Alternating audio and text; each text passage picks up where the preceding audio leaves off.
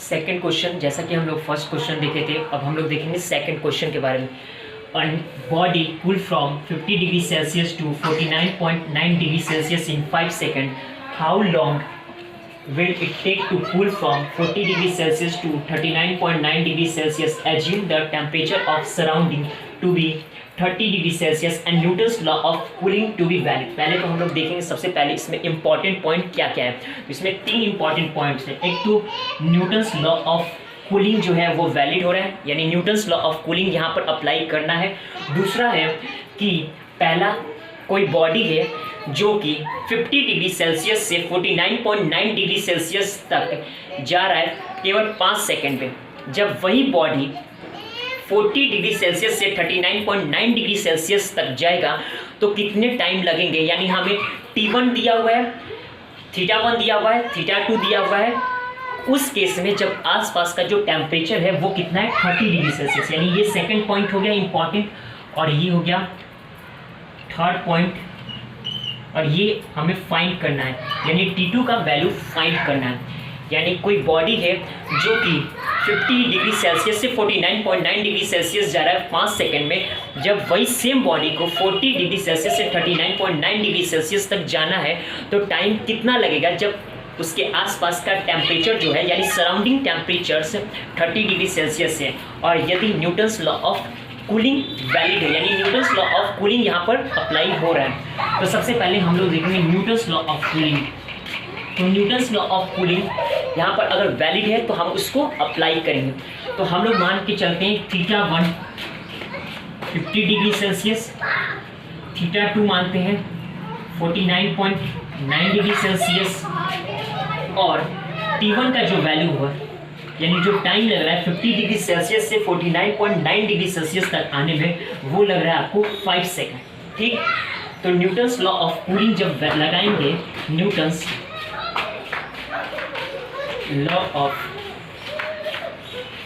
Cooling, यानी जब हम न्यूटन्स लॉ ऑफ कूलिंग को अप्लाई करेंगे यहाँ पर, तो न्यूटन्स लॉ ऑफ कूलिंग का फॉर्मूला क्या होता है। तो न्यूटन्स लॉ ऑफ कूलिंग का जो फॉर्मूला होता है वो होता है θ1 minus θ2 by T is equals to K into θ1 plus θ2 by θ1 plus θ2 by 2, और यहाँ पर माइनस θ0। ठीक, θ0 θ0 जो क्या होता है, θ0 हम लोग यहाँ पर मान के चलेंगे सराउंडिंग टेम्परेचर, यानी हमको क्वेश्चन में सराउंडिंग टेम्परेचर के बारे में भी आइडिया है। सराउंडिंग टेम्परेचर जो है वो आपका कितना है 30 डिग्री सेल्सियस। ठीक, तो अब हम लोग यहाँ से बेसिकली इस क्वेश्चन में करना क्या है, पहले हम लोग एक छोटा सा समरी देख लेते हैं। इस क्वेश्चन में सबसे पहले हम लोग करना क्या है, तो इस क्वेश्चन में आपको 2 इक्वेशन सॉल्व करना है। एक तो θ1 θ2 के मदद से पहला इक्वेशन बनाना है, दूसरा इक्वेशन बनाना है θ3 और θ4 को, यानी 40 डिग्री सेल्सियस को θ3 मानेंगे और 39.9 डिग्री सेल्सियस को θ4 मानेंगे। फिर θ3 θ4 से सेकंड इक्वेशन बनाएंगे और फर्स्ट इक्वेशन को डिवाइड करेंगे सेकंड इक्वेशन के साथ, और उसके बाद यहाँ से हम लोग टाइम निकाल लेंगे कि कितना टाइम लगेगा उसी बॉडी को जब 40 डिग्री से 39.9 डिग्री सेल्सियस तक जाने में कितना टाइम लगेगा। तो हम लोग यहाँ से फाइंड कर लेंगे T2 का वैल्यू। तो सबसे पहले हम लोग देखते हैं, तो हम लोग θ1 क्या माने थे, θ1 लिए 50 डिग्री सेल्सियस, 50 माइनस θ2 49.9, और टाइम क्या लिए 5। ठीक, K का वैल्यू मालूम नहीं है तो K को K लिखते हैं। θ1 50 plus θ2 49.9 degree Celsius, 49.9 degree Celsius by 2 minus θ0 हम लोग क्या ले रहे हैं, तो θ0 जो है हमारा सराउंडिंग टेम्परेचर, यानी हमारे जो आसपास का जो टेम्परेचर है, जिस टेम्परेचर पे ये वर्क कर रहा है उसका वैल्यू रखना है। तो θ0 क्या हमको दिया हुआ क्वेश्चन में, θ0 हमें दिया हुआ है 30 डिग्री सेल्सियस, तो हम लोग यहाँ पर रखेंगे 30 डिग्री सेल्सियस। ठीक, तो हम जा रहे हैं। अब यहाँ से हम लोग लिखेंगे क्या, हम लोग यहाँ से लिखेंगे 50 माइनस 49.9, यहाँ से आ जाएगा 0.1 डिवाइडेड बाई 5, के को के लिख देंगे, 50 प्लस 49.9 डिवाइडेड बाई 2, ठीक, माइनस 30। तो यहाँ से हमारा जो वैल्यू आ जाएगा इसका 50 माइनस 49.9 करेंगे तो यहाँ से क्या आ जाएगा मेरा वैल्यू, यहाँ से वैल्यू आ जाएगा हमें, सॉरी माइनस नहीं प्लस है, तो यहाँ से हमारा जो वैल्यू आ जाएगा वो आ जाएगा 50 प्लस 49 कितना होता है 99.9, 99.9 बाई 2 और माइनस 30। तो यहाँ से माइनस 30 करेंगे जब, तो यहाँ से जो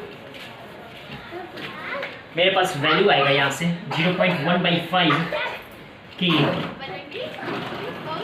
यहाँ से जब हम इसको सॉल्व करेंगे तो मेरे पास जो वैल्यू आएगा वो 19.95 आ जाएगा, ठीक, जब हम इसको सॉल्व करते हैं। तो ऐसे भी हम इसको देख सकते हैं कि 2 से इसको डिवाइड करेंगे 4 टाइम्स में, तो यहाँ 4 आएगा, ठीक, 1 कैरी 19 हो जाएगा, 2 9 18, एक फिर 19 आ जाएगा, यानी यहाँ पर आ जाएगा हमारा 4 9 और यहाँ फिर 9, यानी 49.95 में से माइनस कर देंगे 30 को तो 19.95 आ जाएगा, ठीक, यहाँ सभी हम लोग देख सकते हैं। अब यहाँ से हम लोग क्या देखेंगे, ये हमारा बन गया पहला इक्वेशन, ठीक। इसी प्रकार से सिमिलरली हम लोग 40 डिग्री सेल्सियस और 39.9 डिग्री सेल्सियस के लिए सेकेंड इक्वेशन हम लोग बनाएंगे। तो यहाँ पर हम लोग θ3 लेंगे, θ3 क्या लेंगे 40 डिग्री सेल्सियस, और θ4 क्या लेंगे, तो θ4 मानेंगे हम लोग 39.9 डिग्री सेल्सियस। और इसमें T2 तो दिया नहीं हुआ है, यानी टाइम दिया नहीं हुआ है, T2 तो हमें निकालना है, तो वही हम लोग देखेंगे कि टाइम दिया नहीं हुआ है, तो टाइम हम लोग देखेंगे टाइम इसके यहाँ पर निकालना है, T2 का वैल्यू निकालना है। तो हम लोग T2 सेकेंड इक्वेशन को पहले यहाँ से सेकेंड इक्वेशन लिखेंगे और फर्स्ट को डिवाइड करेंगे सेकेंड से, और उसके बाद T2 का वैल्यू फाइंड करेंगे। तो इसके बाद हम लोग क्या करेंगे, इसके बाद हम लोग लिखेंगे यहाँ पर फिर सेम इक्वेशन लिखेंगे, न्यूटन्स लॉ ऑफ कूलिंग लगाएंगे। न्यूटन्स लॉ ऑफ कूलिंग क्या होता है, θ3 minus θ4 by T2 is equals to K into θ3 plus θ4/2 minus θ0, ठीक। तो यहाँ पर हम लोग क्या लिख सकते हैं, यहाँ पर हम लोग लिखेंगे θ3 का वैल्यू कितना है, हम लोग डायरेक्ट लिख दे रहे हैं, θ3 का वैल्यू 40 माइनस θ4 39.9, T2 लिख दिए यहाँ पर इज इक्वल्स टू K θ3 और θ4, ठीक। θ3 प्लस θ4 करेंगे तो θ3 प्लस θ4 का वैल्यू कितना आएगा, तो θ3 प्लस θ4 करेंगे तो हम लोग देखते हैं 40 प्लस 59 यानी 79.9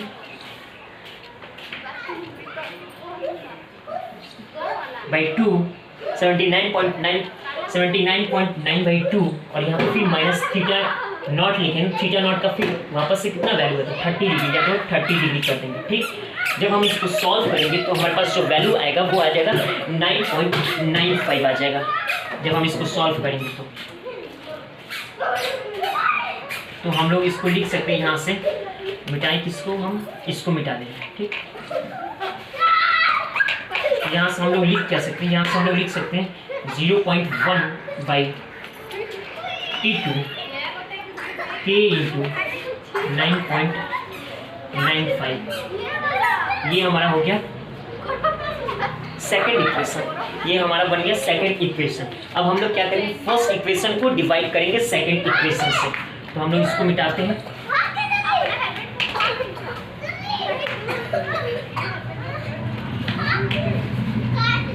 फर्स्ट इक्वेशन को डिवाइड करेंगे सेकेंड इक्वेशन से जब, तो फर्स्ट इक्वेशन क्या है हमारा 0.1/5 डिवाइडेड बाई 0.1/T2, ठीक। फिर लेफ्ट वाले को लेफ्ट साइड और राइट वाले को राइट साइड लिखेंगे। तो राइट साइड क्या है फर्स्ट इक्वेशन में, K into 19.95 divided by K into 9.95, ठीक। यहाँ पर हम लोग देखेंगे K से K कैंसिल हो गया, 9.95 19.95 से डिवाइड हो जाएगा 2 टाइम्स में, और 0.1 से कैंसिल हो जाएगा, T2 ऊपर चल जाएगा।